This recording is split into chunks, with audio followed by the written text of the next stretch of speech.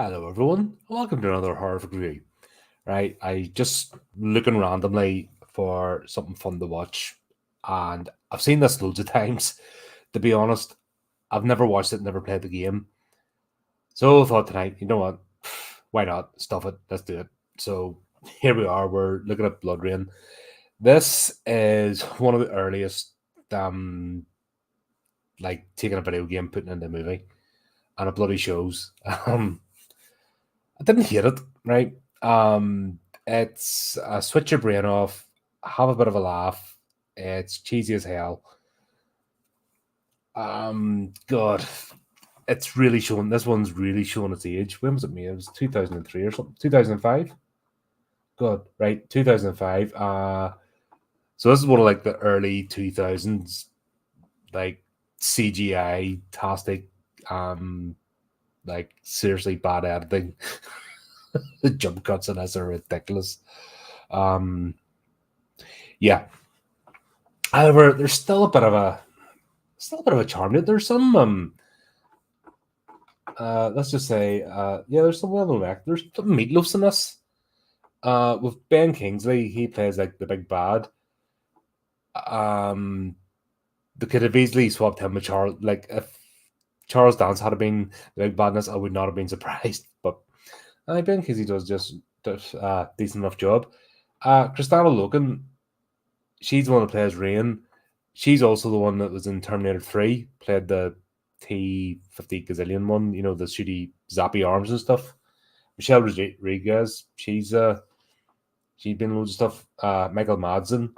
So you've a few like well-known actors in this. This is typical 2000s, you know, sci-fi horror. Well, fantasy horror. I'm surprised there's a lot of sort of adult content in this, and I'm surprised it wasn't like sort of diluted down for general audiences. So,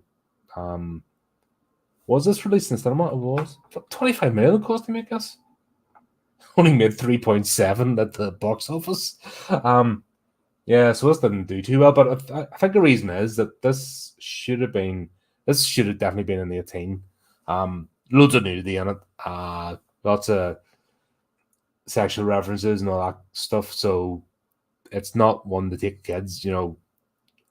And it's I think just that wee bit, you know, officially, obviously, but wee bit much for teenagers. So definitely going for the grown up audience. I don't know how popular the game was. Like I said, I'm not. I had a PS2 as well, but it was just like you see my gaming on this channel, something that's few and far between. I'll sort of get one, play for a while, get bored, and then I'll kind of forget about it and get on the other stuff. So I'm not a hardcore gamer by any chance. I don't know how popular this one was or the franchise, because there's a few of these. Yeah, so essentially what we've got, Rain, she's sort of female blade. You know what I mean? She's like half human, half vampire. Only has some of the weaknesses, like water, but crosses and I think sunlight might affect her. Didn't really the sort of teased at it, but yeah, that sort of thing. She's sort of in between and doesn't feed on humans normally, but we'll see her feeding on humans. So yeah, it's one of I think that's the problem with it. It's the dialogue and the lore is clunky, really, really clunky. So they didn't stick with it. You know what I mean? Establish the rules. What are the weaknesses? What are this? Because they kind of flip flop about. Same as the vampires. They're supposed to be, you know, normal vampires, but we see them kind of cutting about in daylight, like sun's up in the sky. But when the plot needs it, they're affected by sunlight. So a bit weird. Don't know. You need to, when you're dealing with vampire. This is where the vampire genre in particular went off the rails because they started messing with it. They started messing with the formula, and diluting it down. Okay, sometimes they're affected by this, but we need this and that and the other, and it's like, nah. Yeah, the reason for a vampire is they've got amazing strength, but their weaknesses the only thing keep you safe. Once you start messing about with that, there you kind of lose it. But yeah, so be it. But Rain she's actually like kept in a cage in a carnival, so she's a carnival act, and we've got Kagan. Yeah, weird name. That's Ben Kingsley character. He's the big bad vampire chief. So we're living in a world where vampires exist. There's vampire armies, vampire kingdoms, and there's human kingdoms, and there's an order against the vampires, and they sort of exist, and people aren't surprised. We meet the vampire hunters as well, who just kill one in the middle of a tavern, and everyone's like blasé about it. So that's the sort of universe this is in. That it's not a secret world of vampires and a secret war. It's like just out in the open, and they're essentially. This could be as close to Dungeons and Dragons type, fantasy realm, if that makes sense. It's almost gone that territory, and that's the sort of vibe I get with this. But somehow, the Kagan decides he's on the hunt for his daughter because Bloodrayne's his daughter. Oh, by the way, she's only ever called Rain in the movie, so I think that's just the title of the video game. And they've just done it, but they just call her Rain in the movie and blah blah blah. He says he's on the hunt for her. She's in this. The vampire hunters are going about looking for jobs, but like The Witcher. So the vampire hunters are almost like the Witcher characters. The kill monsters for coin. But we're seeing in the cities and not that the vampires are about, and they're quite openly. So it must only be if they're nuisance vampires or something. It's a very, very strange world that's been built here.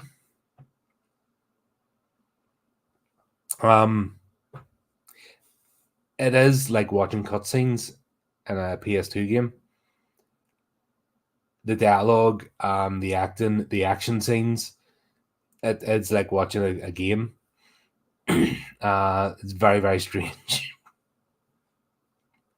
I'm surprised this isn't Sci-Fi Channel.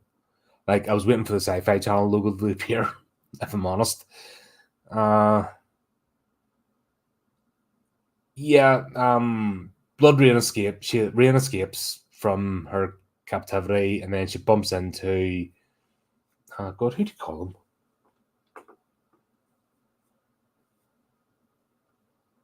So come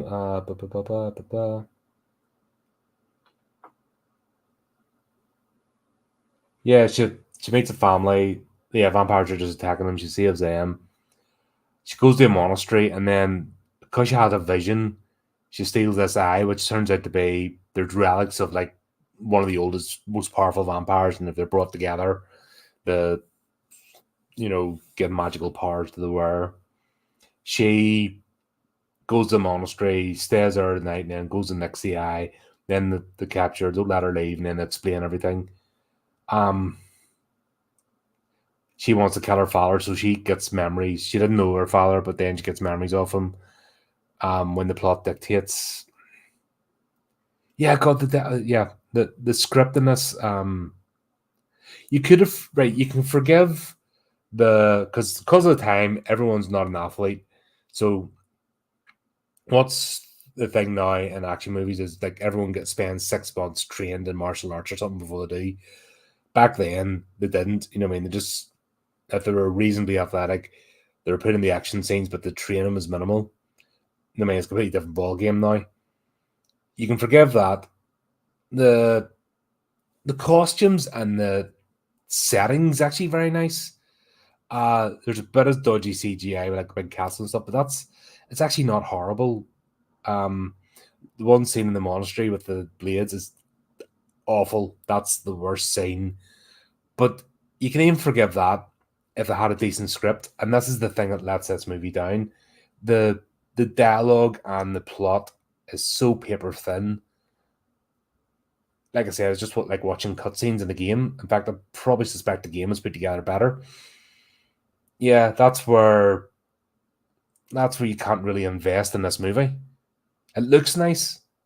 It's pretty. The actress that plays the main character, she's lovely, and she actually has she's carried herself well.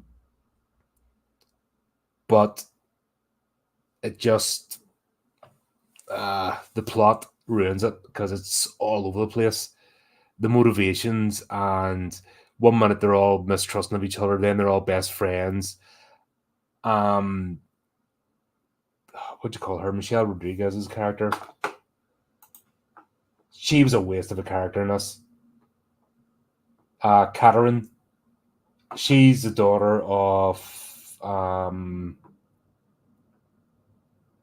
what's it about? Not Domestier. Is it Domestier? The other chief vampire clan of the Brimstone gang or whatever. You know what I mean? It's weird. Like she's in charge. She's like nobility or something, but they have her like doing a weird betrayal and stuff, and just like shoved off the sidelines until they needed her to be like in a half-cocked action scene with the main character. It's all very weirdly put together. So you're stuck. You can't really follow it, and you can't really invest in anybody because you don't really get. They're all down and in.